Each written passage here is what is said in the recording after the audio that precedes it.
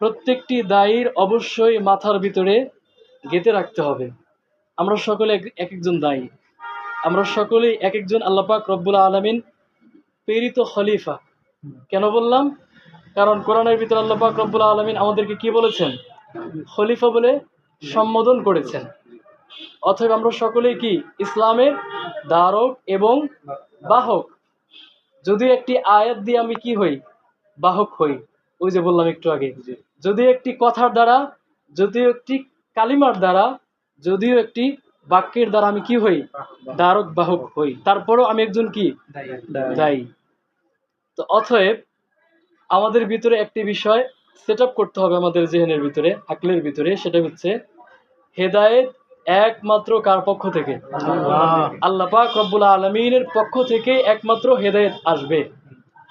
একবার দাওয়াত দিলেন, দুইবার দাওয়াত দিলেন, অ্যাকসেপ্ট করলো না, তৃতীয়বার দিলেন, অ্যাকসেপ্ট করলো না, চতুর্থবার, পঞ্চমবার, ষষ্ঠবার, দশমবারের মাথায় আপনি হতাশ হয়ে গেলেন। আর এই লোকটাকে একবার না, দুইবার না, চারবার, পাঁচবার, 10 বারও বলছে, কিন্তু কি করে না? কবুল করে না, আমার কথা শুনতেছেই না। এরকম করে আপনি কি হয়ে গেলেন? হতাশ হয়ে গেলেন। কিন্তু আল্লাহ তাআলা কোরআনের ভিতরে বলেন, লা তাহজান ইন্নাল্লাহা মা'ানা। তোমরা কখনো কি হয় না? হতাশ হয় না। আমাদের সাথে কে আছে? আল্লাহ পাক রব্বুল আলামিন স্বয়ং বলেন, ইন্নাল্লাহা মা'ানা। নিশ্চয় আল্লাহ পাক রব্বুল আলামিন কাদের সাথে? মুমিনদের সাথে রয়েছেন।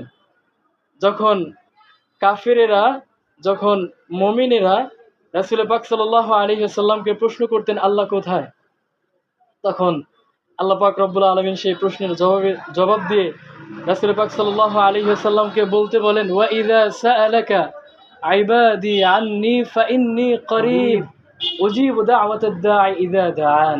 সুবহানাল্লাহ। আল্লাহ পাক রব্বুল আলামিন বলেন, যখন ওয়া ইযা সাআলাক, যখন তোমাকে কেউ প্রশ্ন করবে, ইবাদি, আমার বান্দা থেকে কোন একজন বান্দা যখন তোমাকে কি করবে? প্রশ্ন করবে। কি সম্পর্কে? আন্নী, আমার সম্পর্কে। আমি বলতে কে? আল্লাহ।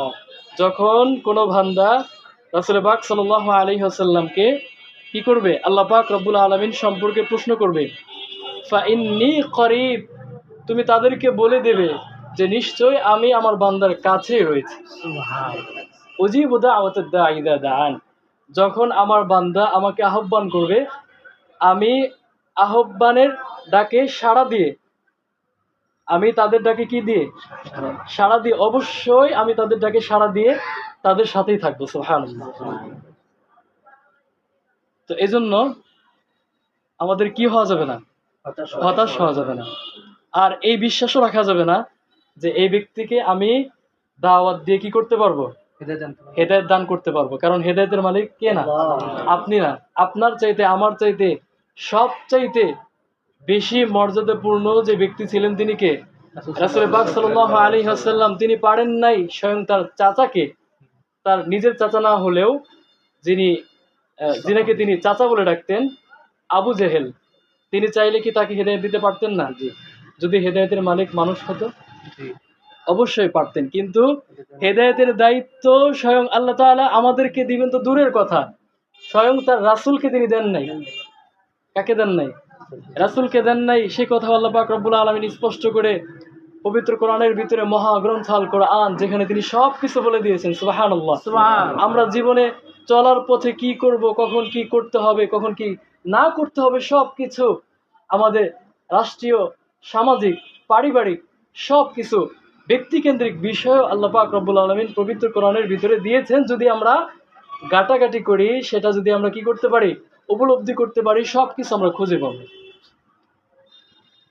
তো অতএব আল্লাহ পাক রব্বুল আলামিন তিনি বলেন, ফাইন্নাকা লা তাহদি মান আহবাবতা ওয়ালাকিন্নাল্লাহা ইয়াহদি মান ইয়াশা। তিনি বলেছেন, ফাইন্নাকা লা তাহদি মান আহবাবতা, আপনি যাকে পছন্দ করতেছেন, আপনি যাকে ভালোবাসতেছেন, আপনি চাইলে কি করতে পারবেন না? লা তাহদি, হেদায়েত দিতে পারবেন না।